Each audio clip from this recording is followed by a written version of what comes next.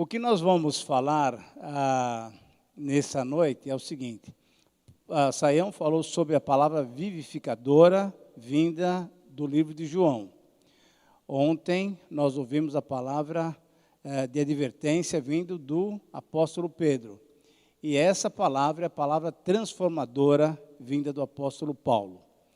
Se você se lembra do nosso tema do congresso é de volta à palavra. Então a ideia do congresso todo, só para que a gente feche isso de uma maneira bem clara, é relembrar vocês que nesses 500 anos de reforma, que vai acontecer dia 31 de outubro, nós estamos entendendo que uma das coisas mais importantes, e quem esteve hoje à tarde, nós vimos isso daqui, quem não esteve, perdeu um pouquinho, vimos que é importante que a igreja retorne à palavra de Deus para poder andar conforme aquilo que Deus quer. O fato é que, passado 500 anos da reforma, se a gente for olhar bem direitinho, com muita sinceridade, para a igreja brasileira, nós estamos precisando de uma outra reforma. Passado 500 anos, nós precisamos de uma outra reforma. Reforma eclesiológica. Aquela reforma foi uma reforma teológica. Graças a Deus, ainda trouxemos, ainda respiramos um pouco daquelas verdades bíblicas. Mas, com certeza, em termos de eclesiologia, em termos de prática cristã, nós estamos precisando de uma outra reforma. E aí, a pergunta que se faz é, quais foram os grandes elementos da reforma que trouxeram para nós essa nova vida, né, para a igreja? Se você se lembra, você deve ter ouvido falar sobre 5 solas. Entenda-se direitinho, não é nada de sola de sapato. É uma palavra em latim que quer dizer somente. E aí, é somente a Escritura, somente a fé, somente a graça, somente em Jesus Cristo, para que tudo seja somente dado a glória a Deus. Esses são 5 solas, né? Sola Escritura, sola gratia, sola fides e assim por diante. E um dos pontos marcantes era exatamente essa volta à palavra. Só a Escritura que nos dá condições de vermos uma vida que de fato vá agradar a Deus. E o que nós vamos ver então, vimos já em João, em Pedro e agora vamos ver em Paulo, nós vamos ver exatamente como que eles encararam, né, a importância da palavra de Deus. Mas o que é mais gostoso também é ver que a vida desses homens foi transformada. Todos eles experimentaram uma transformação radical a partir da palavra de Deus. Lembra de João, que era o filho do trovão e depois se tornou o quê? O discípulo do amor. Lembra de Pedro, que era aquele que estava toda hora querendo fazer isso e fazer aquilo e tal, e no fim negou Jesus, mas depois se tornou um homem abençoado por Deus, líder da igreja e propagou o evangelho. E Paulo? Paulo era um perseguidor da igreja e depois se tornou o quê? Um homem que proclamou o evangelho e deu a sua vida por Cristo. Vamos dar uma olhada então na vida de Paulo e também verificar como é que ele destacou, como ele mostrou a importância da palavra de Deus.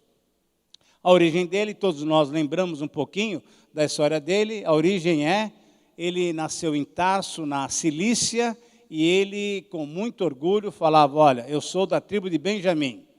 Tribo de Benjamim, por quê? Porque é importante isso. A tribo de Benjamim é uma das 2 tribos que vieram para o Reino do Sul. Se você se lembra um pouquinho da divisão que aconteceu lá, lembra, 10 tribos no Reino do Norte e 2 tribos no Reino do Sul. Judá e Benjamim eram as 2 tribos que formaram aquilo que a gente chama de Reino do Norte, do Reino do Sul, que é Judá. Reino do Sul, Judá. Reino do Norte, Israel. Ficou com o nome do patriarca Israel. E, sendo essa tribo do Reino do Sul, quem deu o primeiro rei para todo o povo de Israel, que foi Saul, foi a tribo de Benjamim. O próprio nome de Saulo, né, porque o nome dele primeiramente era Saulo, é uma derivação do nome de Saul. Então, ele tinha essa origem judaica, e uma origem em que ele sentia bastante orgulho, ele se sentia sendo uma pessoa importante, vindo de uma origem importante, e esse homem, então, nasce em Tarso, na Cilícia. E se você se lembrar daquilo que o pastor pregou ontem à noite, o pastor Mário mencionou que nós temos vários judeus habitando em várias regiões do Império Romano, mas que uma vez por ano ou 3 vezes por ano, conforme a possibilidade deles, iam para Jerusalém para aquelas festas importantes. Lembra? Tabernáculo, Pentecoste e também a festa da Páscoa. Muito bem. E então Saulo é essa origem, tem essa origem lá de Tarso, mas ele é um judeu, alguém que segue a religião judaica.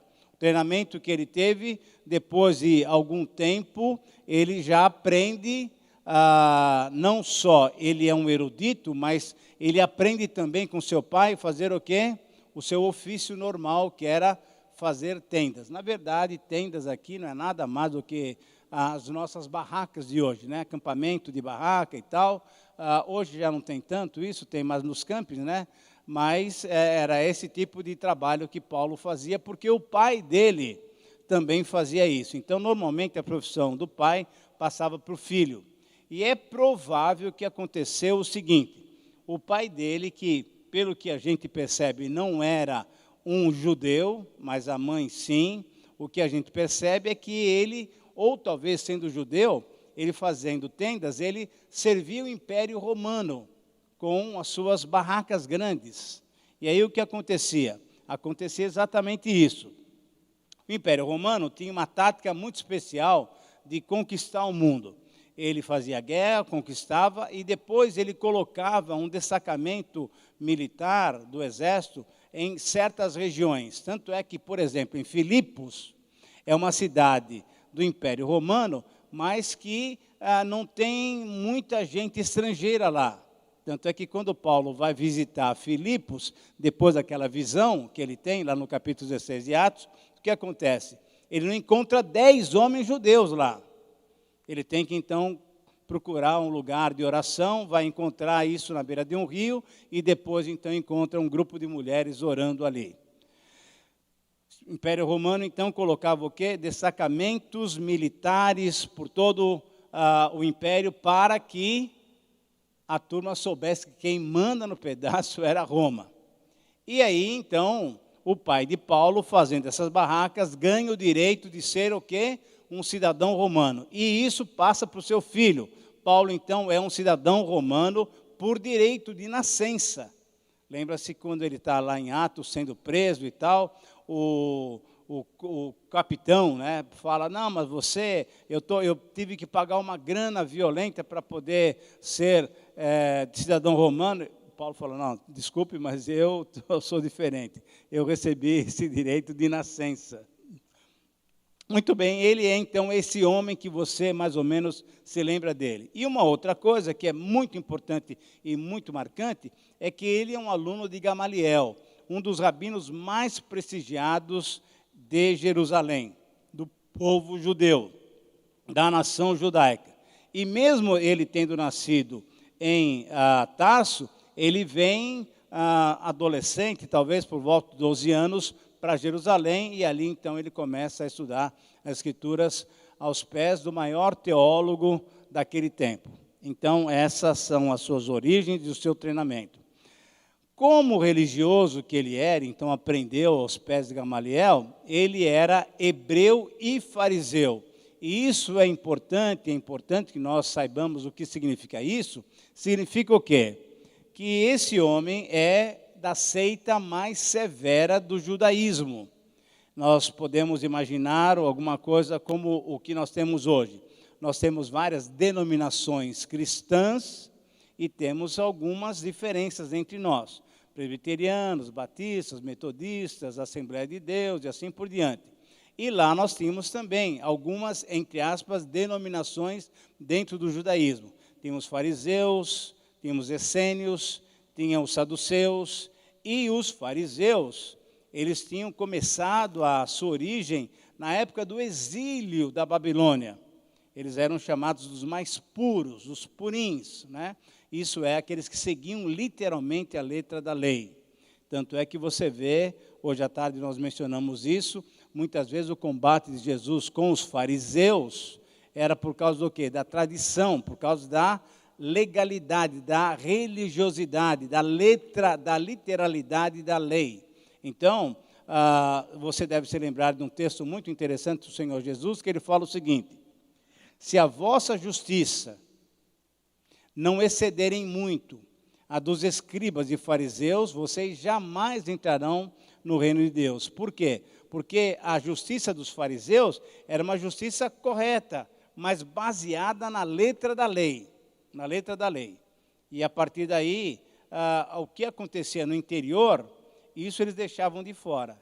E Jesus estava dizendo exatamente o que vale para Deus é o que você tem dentro do coração e não apenas aquilo que você faz no exterior. E Paulo, então, se demonstra, então, como alguém religioso demais. Quando ele fala, por exemplo, lá em Filipenses, ele diz o seguinte: olha, diante da lei, eu era o quê? Irrepreensível. E aí você pode pensar duas coisas. Bom, Paulo era orgulhoso ou mentiroso? Na verdade, nenhum dos dois. Ele era sincero. E ele sinceramente falou que ele era irrepreensível. Por quê? Porque ele conseguia praticar a lei, aquela lei que está escrita no preto no branco, vamos dizer assim. Aquilo que está escrito no papel, eu sigo. Até que ele depois descobriu que quando chegava lá no 10º mandamento, que era não cobiçar, aí ele viu que ele não era tão irrepreensível assim, porque a cobiça vem aqui de dentro. E aí ele percebeu que ele também era falho diante da lei. Mas ele era alguém, então, rigoroso no cumprimento da letra da lei. Ele participa da morte de Estevão, porque quando, então, surge o cristianismo e começa a surgir o testemunho do Senhor Jesus e o testemunho da ressurreição de Jesus, o judaísmo é contrário, completamente contrário a essa realidade de que aquele carpinteiro de Nazaré era o Messias, era o Deus encarnado. E isso para os judeus e para os fariseus, então, isso era um escândalo. E Estevão foi o primeiro mártir que experimentou exatamente isso. Uma coisa que eu gostaria que você anotasse aí, se você tiver o livro, então a sua Bíblia, por favor, anote uma coisa importante que muitas vezes a gente não considera e a gente não sabe na verdade. Atos 1:8, eu queria que alguém falasse para nós ele bem direitinho de cor. Pensa bem se você sabe falar ele direito. Você vai ficar em pé e vai recitar. Atos 1:8. Vamos ver se tem alguém que sabe falar esse versículo totalmente de cor.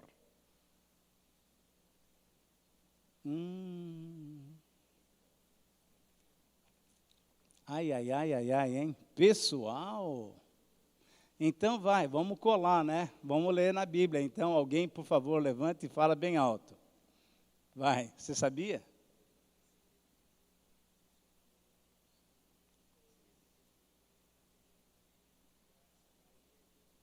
Judéia, só melhorou, só Judéia. Então fala, temos alguém que, graças a Deus, sabe agora, pode falar. Recebereis poder ao descer sobre vós o Espírito Santo e sereis minhas testemunhas em Jerusalém, Judá, Samaria, até os confins da terra. Tá bom, muito bem. Judá, Judéia, tudo bem, não tem problema. Agora, eu queria que você anotasse uma coisa importante. Essa palavra testemunha, sabe qual é a palavra no grego, no original? É martíria. Martíria. Para a gente fazer uma tradução correta, sabe qual que deveria ser a tradução desse versículo? Recebereis poder ao descer sobre vós o Espírito Santo e sereis meus mártires, tanto em Jerusalém, como na Judéia e Samaria e até os confins da terra. O Senhor nos deu o Espírito Santo porque Ele sabia que nós sofreríamos, que nós seríamos martirizados, que aquela primeira geração, toda ela foi martirizada. Toda ela. Os 12 apóstolos, os 12 não, os 11, né? Porque Judas foi embora mais rápido que todos. mas toda aquela geração, até João, que foi o mais antigo a ficar, ele também foi martirizado. Há uma história que ele tinha sido colocado num tacho de óleo fervendo e, milagrosamente, ele não se queimou. Assim como Daniel foi liberto da boca dos leões, João também teria acontecido isso, mas isso é só uma história. Mas o que nós sabemos é que ele foi martirizado ficando o quê? Na ilha de Patmos. A ilha de Patmos é uma ilha no meio do mar Mediterrâneo, uma ilha assim de muita pedra, né? Sem grande vegetação, e ele ficou lá fazendo trabalhos forçados, ele já bem idoso. Então, todos eles foram mártires. E isso quer dizer para nós uma coisa importante, porque nós temos ouvido uma pregação hoje em dia que é o seguinte, você sabe disso, né? Que crente não sofre. Crente tem que rejeitar o sofrimento. Eu não aceito. Me perdoe, quem é você para não aceitar o que Deus tem colocado para a tua vida? Que história é essa? Se o teu Senhor sofreu, tem alguma coisa de errado nessa interpretação. Então, quando Paulo está ainda no judaísmo, ele persegue a igreja com vigor. Ele mata, num certo sentido, ele participa do apedrejamento de Estevão, e depois ele sai o quê? Perseguindo os cristãos. E na hora em que o Senhor Jesus vai encontrá-lo, o que ele tem? Ele tem cartas de autorização do Sinédrio para pegar qualquer cristão que está por aí, lá em Damasco, para trazer para Jerusalém, para eles serem presos. É esse o homem que nós estamos estudando. Ele pede autorização para prender e levar cristãos para Jerusalém para torturá-los, para negar o nome de Cristo, para dizer, olha, esse negócio de ressurreição, de Jesus ser o Cristo, isso está fora. Essa era a índole do apóstolo Paulo, ou então ainda do homem Saulo. Mas acontece que quando Deus dá oportunidade para a gente, muitas vezes a gente pensa que nós estamos fazendo o que nós queremos. Fazemos o que nós queremos até certo ponto, queridos irmãos. Até quando Deus fala, bom, agora é eu que vou trabalhar na tua vida. E Paulo, então, entre aspas, teve liberdade para fazer o que ele bem entendia. Foi judeu, foi fariseu, perseguidor da igreja, etc. e tal, até quando Deus falou, peraí, Paulo, agora acabou a história, agora o negócio é comigo. E aí o que aconteceu? Ele encontra exatamente o Cristo ressuscitado no caminho de Damasco. E isso é tão importante para a gente entender, porque a pregação da igreja era de que o Senhor Jesus, que é o Cristo, ele ressuscitou. Para o judeu, isso era impossível de se admitir. Primeiro porque eles entendiam, por todo o Velho Testamento, todo o Antigo Testamento, que esse Cristo viria como um Messias, que viria como o quê? Aquele que iria colocar Israel novamente no topo do mundo. Tá certo? Ele era um país que tinha sido grandioso no tempo do rei Davi, do rei Salomão e tudo mais. E então, eles queriam novamente estar no topo do mundo. E as profecias, o pessoal interpretou que esse Messias viria e faria, então, de Israel novamente uma nação super importante. Quando nós olhamos para as Escrituras e quando nós olhamos de uma maneira correta, a gente percebe que esse Messias viria para ser o servo sofredor. A interpretação errada dos judeus, dos rabinos, foi o seguinte: eles entendiam que o servo sofredor era o próprio povo, a própria nação de Israel, que estava sofrendo sobre os exílios, por exemplo, da Síria, né? Tinha ficado um tempão lá no Egito, depois na Síria, depois na Babilônia, depois vieram a Grécia, a Pérsia, a Grécia, depois Roma e assim por diante. Eles não entenderam que Deus estava preparando alguém para vir redimir a nação. Redimir do quê? Não da sua posição política, mas da sua iniquidade interior. E quando Jesus chega, então, e começa a demonstrar para os discípulos, por exemplo, que ele teria que morrer, que o Cristo teria que morrer, eles não conseguem admitir isso daí. Não conseguem entender. Não, isso daqui não é. Nós queremos ser um super-herói. Tanto é verdade, queridos irmãos, que vocês precisam lembrar de uma coisa. antes de Jesus falar esse versículo, versículo 8 que nós lemos, ele responde uma pergunta que aparece em Atos 1:6. Eu queria que você abrisse a Bíblia lá para você perceber que coisa interessante nós temos aqui. Em Atos 1, nós temos o Senhor Jesus fazendo o quê? Já tendo participado com eles daquela, como é que a gente podia chamar? Se é carne, seria churrascada, seria uma peixada assada lá na brasa, lembra? É exatamente a história que foi contada ontem aqui. Jesus comendo aquele peixinho, ele fez também um pão ali e tal, na beira da praia, uma coisa deve ter sido muito saborosa. Ele estava ali, então, dentro daqueles 40 dias em que ele ficou. E olha o que fala no versículo 6 do capítulo 1 de Atos. Quando os discípulos estão batendo papo com ele, perguntam para ele o seguinte: Senhor, será que agora é a ocasião que o Senhor vai restaurar o reino a Israel? Queridos, passaram 3 anos com Jesus, Jesus fazendo milagres, fazendo coisas maravilhosas, ressuscitando um morto de 4 dias, Jesus morrendo, e todo mundo ficou deprimido, chateado, não tem mais jeito e tal, vou embora e tal, Pedro, eu vou pescar. Jesus aparece ressuscitado, ressurreto, fala com eles, come com eles, e eles ainda estão com o quê? Com aquela ideia de que Jesus agora, esse homem, vai restaurar o reino de Israel. Consegue entender que muitas vezes a nossa tradição nos cega os olhos para as verdades espirituais? Dá para entender isso daqui? Esses homens tinham estado com o Senhor Jesus, viram ele ressuscitado, mas estavam pensando ainda da mesma maneira antiga. Também por quê? Porque o Espírito Santo, que é o Espírito da verdade, não estava com eles. Só vai aparecer no capítulo 2. Para que nós possamos entender as coisas do Senhor, queridos irmãos, nós precisamos do Espírito Santo. Uma pessoa, um crente, um irmão, que quer conhecer um pouco mais as Escrituras, quer entender, precisa estar aberto, o quê? A ação do Espírito Santo. É Ele que nos revela aquilo que Ele inspirou a Paulo, a Mateus, a Lucas, a Moisés, a Davi, a Jeremias e assim por diante. Ele que inspirou, Ele é que vai nos iluminar. Portanto, toda vez que você senta para fazer um estudo bíblico, ou que você vai estudar para pregar, pelo amor de Deus,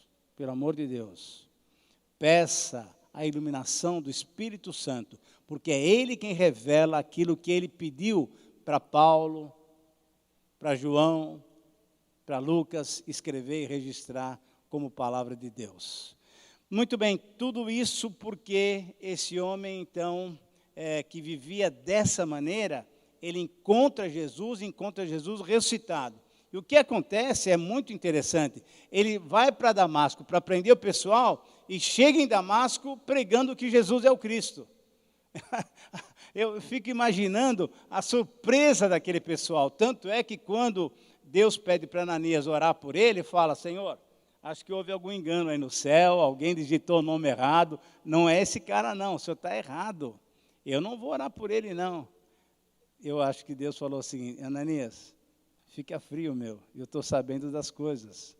Eu sei, esse agora é meu instrumento para levar o meu nome aos gentios, aos reis e aos filhos de Israel. Jesus muda completamente a vida desse homem chamado Saulo. Essa transformação é provocada exatamente pelo Senhor, o Senhor da palavra. Por isso, então, voltar à palavra é necessário para que haja transformação no meu e no seu coração. Esse homem, Ananias, dessa rua chamada direita, vai lá e ele observa a ação de Deus na vida do homem Paulo, do homem Saulo ainda, né? E exatamente nessa ocasião, lá, Atos 9:15, Paulo recebe, vou falar só de Paulo, deixa Saulo para lá, Paulo recebe o quê? Esse comissionamento. Ananias vai, porque esse é meu instrumento escolhido, para levar o meu evangelho, Levar minhas boas novas para quem? Para gentios, para autoridades, para reis e para os filhos de Israel. E é interessante a gente olhar como isso aconteceu na vida do apóstolo Paulo. Queridos irmãos, como foi importante isso. Nós temos aqui no capítulo 9 o quê? Uma definição do seu ministério.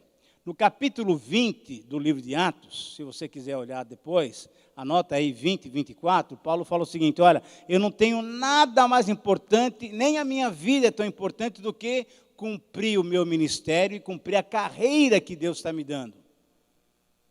E quando você olha para a última carta do apóstolo Paulo, que é 2 Timóteo, capítulo 4, ele fala o seguinte, o que é?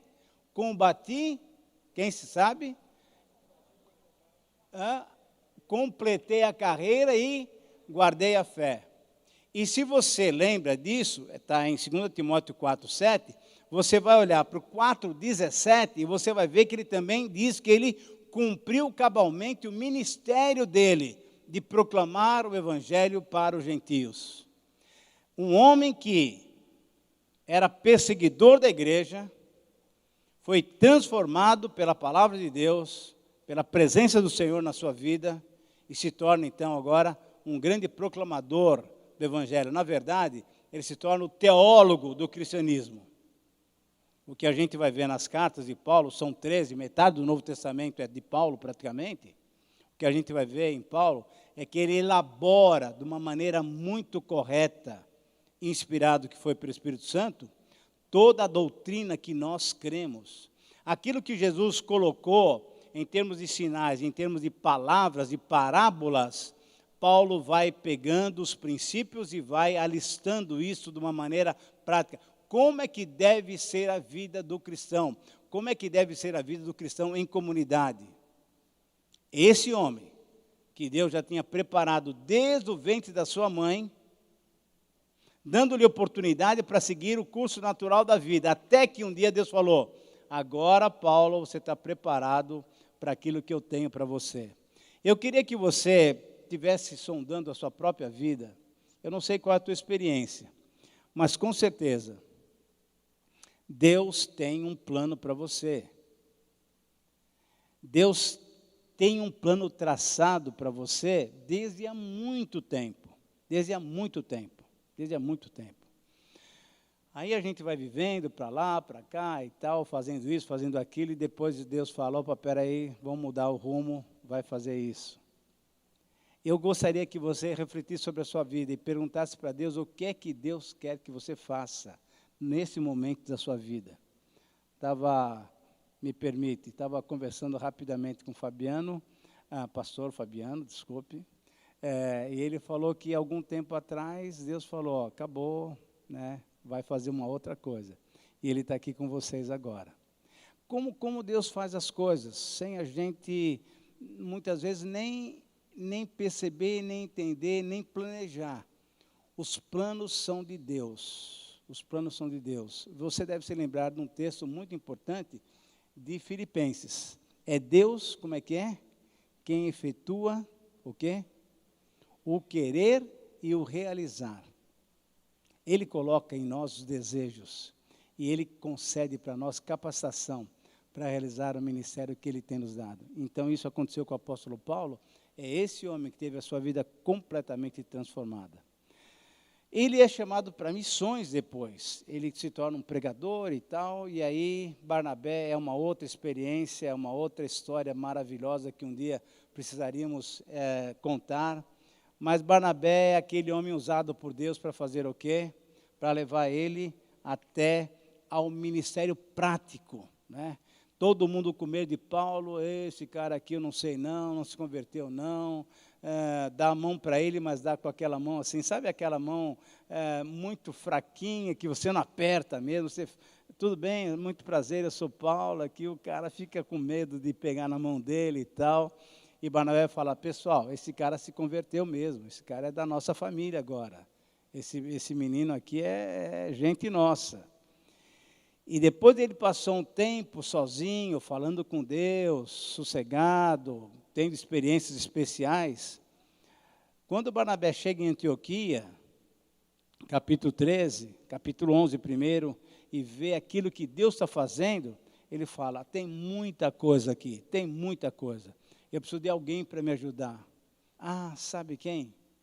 E é Deus que efetua o querer e o realizar, e ele quis Paulo. Vai lá para Tarso, chama Paulo, e durante um ano, veja lá no capítulo 11 de Atos, versículo 26, durante um ano, eles discipulam, pregam o evangelho, evangelizam, gente vem para a igreja. E pela primeira vez, os discípulos do Senhor são chamados de cristãos. Isso significa o quê? Que o conteúdo da conversa deles era Cristo, Cristo, Cristo, Cristo, Cristo. Até ao ponto de que a cidade de Antioquia falou, pô, esses caras aqui não falam nada de outra coisa, só tal de Cristo. Esses caras são os cristãos. E belo apelido, graças a Deus por esse apelido, porque ficamos então com esse nome. Nós somos cristãos porque devemos, espero que a gente faça isso, falar de Cristo. Cristo é importante. E Paulo então é esse homem que agora ele está na liderança da igreja junto com Barnabé, e o Espírito Santo fala, espera aí Paulo, tem mais coisa aqui, para que você cumpra o seu ministério, eu quero que você saia com Barnabé para a missão que eu tenho designado para vocês. Ele leva o evangelho para os gentios, como a gente está vendo aí na tela, capítulo 2, do versículo 7 a 10, no livro de Gálatas e assim por diante. E esse homem, então, prega para gentios, prega para as autoridades e prega para os judeus também. Rapidamente eu quero falar como que isso aconteceu. Ele prega para os gentios quando ele vai se encontrar, inclusive, com alguns irmãos, são irmãos, mas que ainda não tinham completa liberdade da lei. E aí há uma polêmica grande, porque ele prega para os gentios dizendo o quê? Que Cristo salva pela fé e graciosamente, só isso. Não precisa mais cumprir a lei de Moisés. Temos, entretanto, alguns irmãos que fazem o quê? Não, precisa ter o cumprimento da lei de Moisés, tem que ter circuncisão. E aí é uma polêmica tão grande que eles têm que fazer o quê? Ir para Jerusalém para ter um concílio na igreja para acertar os parâmetros do que é cristianismo. E pela graça de Deus, ficou definido o quê? Que cristianismo é graça de Deus. Isso é aceito pela fé, que é dom de Deus.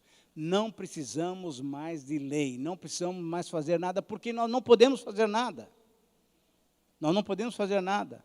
Para a liberdade foi que Cristo nos libertou. Então, nós não podemos mais deixar que a lei nos domine, que as obras nos dominem, que a vida religiosa nos domine. O que Deus quer é uma vida de espiritualidade. Nós falamos hoje à tarde sobre isso daí. E aí o que acontece, ele é um homem tão firme agora com Deus e com essa percepção de cristianismo, que em uma certa ocasião, ele se opõe a Pedro. E é muito interessante essa história. Imagina só, Pedro, que é alguém que sabia que Deus aceitava os gentios. Porque lembra, lá em Atos 10, Pedro vai pregar onde? Na casa de Cornélio. E quando ele começa a falar, ele nem termina, o Espírito Santo vem e cai sobre aquele pessoal todo, que são todos romanos. E o que acontece? Todo mundo se converte. Pedro sabia disso. E Pedro, então, agora está em Antioquia com Paulo, fazendo uma visita, e eu fico imaginando o seguinte, que é um sábado à tarde, como se fosse hoje, sem chuva, um sábado quente, como estava na hora do almoço, estavam fazendo um churrasco lá, tá? E como, então, eles estão livres da lei, eles puderam fazer o quê? Um churrasco com uma costelinha de porco, uma linguicinha, etc. e tal. Então, tinha judeu e gentio saboreando essa alimentação tranquila, já que não tem mais restrição. Pedro está lá, comendo um pedacinho de linguiça e tal, etc. e tal. E aí chega o pessoal de Jerusalém, para fazer também a mesma visita, para saber como é que está a igreja. Quando Pedro vai vendo que está chegando gente de Jerusalém, que ainda não tem essa liberdade clara na sua mente, ele faz o quê? ele fala, a coisa aqui ficou um pouco difícil. E ele começa a se afastar e fala, pessoal, eu acho que não estou passando bem e tal, eu vou me retirar, porque não está legal. Ele estava com medo do pessoal de Jerusalém não entender a sua posição, comendo com gentios. Quando Paulo vê isso, olha a coragem dele. Ele enfrenta quem? Pedro, que é o principal dos apóstolos. Ele fala, Pedrão, o que é isso, meu? Você, que é judeu, vive como gentio, agora você quer que os gentios vivam como judeu? Não tem coerência nisso daí. Você lê esse episódio lá no capítulo 2 do livro de Gálatas. Esse homem agora é um homem completamente transformado, completamente mudado pela presença do Senhor Jesus na sua vida. E um outro detalhe muito importante é que ele é um homem muito sério naquilo que Deus tem dado para ele fazer. E o que Deus tem dado para ele fazer é uma viagem para pregar o Evangelho para os gentios. Primeira viagem missionária, capítulo 13 e 14 do livro de Atos. E aí, o que acontece? Vem o quê? Vem, junto com eles, um auxiliar, um carregador de malas. É um menino ainda, é um rapaz novo, chamado quem? João Marcos. E João Marcos, porque é novo, porque tem dificuldades, porque os seus parentes estão lá na ilha, ele fica no meio da viagem. E Paulo fica muito chateado. Vão para Jerusalém, fazem o concílio, voltam para ter uma segunda viagem. E Barnabé falou o seguinte, Barnabé, Paulo, eu queria levar João Marcos outra vez com a gente. Paulo fala, olha, desculpe Barnabé, mas sinto muito, mas o cara que deu mancada uma vez não vai ficar na nossa equipe não. Interessante, ele já tem enfrentado Pedro, e agora está enfrentando quem? O seu discipulador, que é Barnabé. Barnabé é quem discipulou Paulo. E ele fala o seguinte, Barnabé, João Marcos não vai com a gente. Mas Paulo, por favor, menino, então, vamos dar uma chance. Não, deu mancada comigo, não quero saber de papo. O que acontece? Separação entre Paulo e Barnabé. E aí alguém fala, nossa, mas que caras mais carnais. Não tem nada disso. Deus está no controle de todas as coisas. Quando nós oramos e sabemos que Deus está no controle, Ele está no controle mesmo. O que acontece? Paulo vai com Silas. Barnabé vai com João Marcos. Barnabé é treinado por João Marcos de tal maneira, irmãos, veja só o que aconteceu. É muito interessante. João Marcos se torna uma pessoa importante no reino de Deus. Tanto é que Deus o inspira, através das suas andanças com Pedro, para escrever o primeiro evangelho. O primeiro evangelho que foi escrito não é o de Mateus, que está em primeiro lugar na nossa Bíblia. O primeiro evangelho é o evangelho de Marcos, que deu base, olha só, para que Lucas escrevesse o seu evangelho e para que Mateus escrevesse o seu evangelho. Se você estudar um pouquinho, você vai perceber que do evangelho de Marcos, 90% praticamente estão em Mateus e Lucas. Esse menino que deu mancada agora é inspirado pelo Espírito Santo para escrever essa obra que nós temos na Bíblia. Lá pelo ano 61, 62, quando você lê a carta aos Colossenses, você vai ver que que Paulo está preso, e aí Paulo fala, olha, o Marcos está aqui comigo, está na prisão junto comigo, me visitando. E lá no final da vida, ele pede para Timóteo, traga Marcos, porque Marcos me é útil ao ministério. Esse homem agora é um homem completamente sensível. Foi muito rígido, foi muito durão, foi um crente firme, mas um homem que pode ter aquele coração transformado, mudado constantemente pelo poder do Espírito Santo, pela presença do Senhor na sua vida. Assim como aquele homem que era filho do trovão, Boanerges, se tornou o apóstolo do amor, assim como aquele homem que negou Jesus e se tornou o grande Pedro, assim também esse homem firme nas suas convicções, sendo não cristão ainda, e depois já sendo cristão, se torna um homem com coração maleável, um coração transformado pelo Senhor, e chama aquele rapaz, que ele não dava muito crédito, Timóteo, traz Marcos, porque ele me é útil ao ministério. Esse homem é o homem que escreveu várias cartas, que escreveu algumas coisas impressionantes com relação à palavra de Deus. Nós vamos ter daqui a pouquinho um pequeno momento de descanso, mas não é para sair não, a gente vai ficar preso aqui, a gente vai mandar fechar todas as portas, você vai só levantar.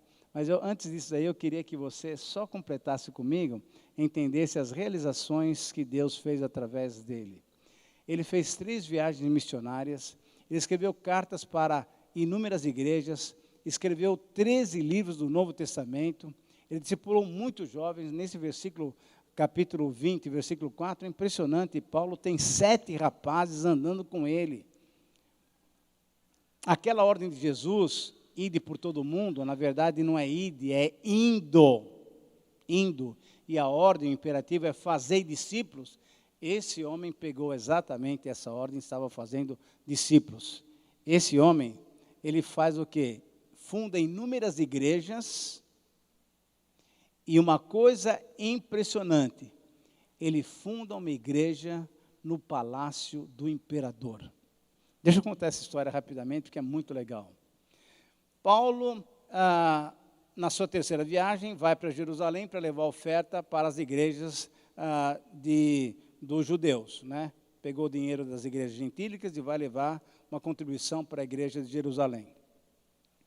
Aí Tiago fala, Paulo, seria legal você dar uma passada no templo, para a turma perceber que você também ainda reconhece o valor da lei, do templo, assim por diante, e você vai lá e faz um voto, né? E o voto era o do nazirado, isso é, rapa a cabeça, e aí não corta o cabelo, não mexe mais na cabeleira, até talvez 2, 3 meses, alguma coisa assim. Esse era o voto do nazirado. Muito bem. Paulo aceita e vai para lá.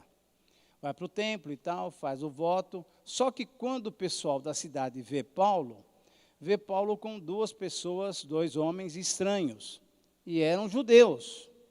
E eles entendem que esses 2 homens eram gentios. E isso era uma afronta. Um gentio entrar no templo era uma afronta. E aí então pegaram Paulo e falaram, não, esse cara aqui está profanando o templo, etc. e tal e tal. Bom, enfim, história, você sabe disso daí, ele é preso. Ele vai para Cesareia, fica 2 anos lá. Aí você fica pensando o seguinte, como é que Deus chama um homem, muda a vida dele, usa ele durante um tempo e agora coloca ele na prisão, injustamente? Será que tem lógica isso? Na nossa concepção não tem muita lógica. Se Deus chamou ele para ser missionário, coloque ele no mundo para pregar o evangelho, não para ficar lá dentro da prisão. Deus sabia o que estava fazendo. A única maneira de Paulo pregar para as autoridades é se ele estivesse preso. Sabe por quê? Imagina Paulo chegar lá para o Herodes, ou então para o Festo, para o Félix, e falar, olha, eu queria uma audiência porque eu preciso pregar o evangelho para vocês. Você acha que ele teria essa audiência? Nunca.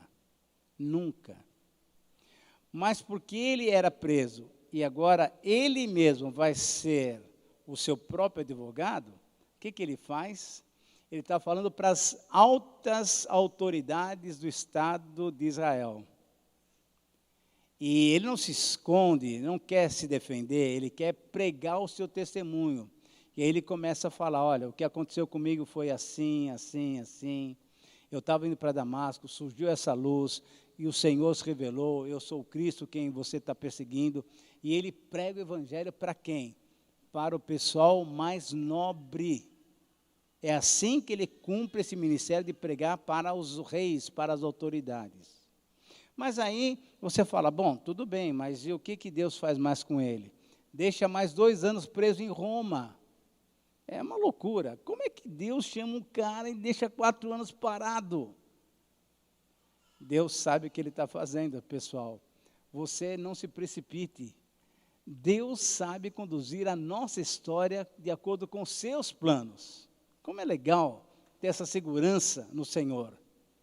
E aí, o que acontece lá, 2 anos, o que ele faz? 4 cartas que nós temos na Bíblia são escritas durante esse período. Quem? Efésios, anota aí, Filipenses, Colossenses e ainda tem de leve um bilhetinho para Filemão. 4 cartas, porque ele estava preso naquela casa alugada. Mas o que é mais impressionante é que, durante 2 anos, então são 700 e não sei quantos dias aí, tem soldado junto com ele. Soldado de quem? Da guarda pretoriana, isso é, do palácio de César, amarrado com ele, algemado com ele. Imagina só, essa guarda não é uma guarda infinita, não tem 700 soldados. Tem um grupo de soldados importantes e que vão fazendo o quê? A troca de turno. Tá bom? Então, um soldado deve ter passado várias vezes nos punhos ali de Paulo. E adivinha sobre o que Paulo falava com eles? Falava sobre a Juventus de Turim? Sobre o quê? O Udinese? Sobre a Roma? Não, falava sobre Jesus Cristo. Não falava sobre futebol, sobre a inflação, nem nada. Falava sobre Jesus Cristo. Esses soldados ouviram tanto de Jesus, sabe o que aconteceu? Organizaram uma igreja dentro do palácio de Nero. Dá para entender como é que Deus faz as coisas que a gente não pode nem imaginar? Uma igreja em Roma, aonde? Dentro do palácio de Nero, esse cara que você sabe que é um imperador maluco. Eu nunca vi, pode ser que você já tenha visto, nenhuma criança ser chamada de Nero. Você já viu? Mas cachorro tem, né? Cachorro tem muito cachorrinho chamado Nero, porque o cara era realmente meio doido, meio maluco. E esse homem que perseguiu os cristãos, que inclusive, depois de algum tempo, mata Paulo e mata Pedro, esse homem não percebe, mas Deus está mostrando para ele que quem manda no mundo é Deus. Uma igreja dentro do palácio do maior perseguidor, do imperador, que achava que era o dono do mundo. Dá para entender o que Deus faz com Paulo? Paulo é esse homem que Deus muda, transforma completamente a vida dele. Eu queria só mostrar esse finalzinho de vida para você entender. Depois dessa prisão em Jerusalém, em Cesareia, ele é enviado para Roma, e de acordo com a tradição, ele foi liberto da prisão, e ele então faz mais 1 ou 2 viagens missionárias, e ele no finalzinho da vida é aprisionado novamente em Troade, vai para Roma, agora não mais numa casa alugada, ele vai para Roma, uma prisão chamada Mermetina, que é um buraco numa rocha, e ele já está idoso, talvez 60 e tantos anos, 70 anos, e ali ele escreve a sua 2ª carta, e ele pede para Timóteo, olha, eu estou morrendo, Deus já me falou que eu estou morrendo, que eu vou, dessa eu não escapo mais. Então, sabe o que eu quero, Timóteo? Traga a minha capa, porque aqui está frio, está gelado, traga os meus livros, que são a literatura do Antigo Testamento, Novo Testamento ainda não tem, e me traga Marcos também, porque ele é uma bênção para o meu ministério. É esse homem que Deus usa de uma maneira espetacular. E a última palavra agora é o seguinte, transformado pelo poder do Evangelho, o poder de Deus, ele passa de ser aquele cara irrepreensível diante da lei, para ser o que ele se considera o principal dos pecadores. Quando Paulo desenvolve o seu ministério, ele formula então um conceito correto da palavra de Deus. Agora, exatamente no 2º período, que eu vou começar daqui a pouquinho, eu quero mostrar para vocês como é que ele encara a palavra de Deus. Por isso, queridos irmãos, o congresso nosso, o que hoje está terminando, está pedindo exatamente isso. Por favor, voltem à palavra. Por favor, voltem a estudar. Por favor, não deixem que a Bíblia se torne apenas um objeto bonito de decoração. Tem tanto crente que usa a Bíblia como uma proteção. Não é assim. abre no Salmo 23, deixa lá. Abre no Salmo 91, deixa lá em cima da mesa. Não é assim. Isso não funciona. Se você quiser ter sorte, então coloca uma ferradura atrás da porta, pega um pé de coelho, qualquer coisa. Mas a Bíblia não é para ser usada dessa maneira. A Bíblia é palavra viva de Deus. Ela vai funcionar quando você colocar ela em prática, depois de você entender, pela iluminação do seu Espírito, do Espírito Santo, para que você então possa realmente adquirir os princípios da palavra de Deus. Que Deus possa nos abençoar nesse primeiro momento e que nós possamos refletir sobre isso, sobre a importância da palavra de Deus.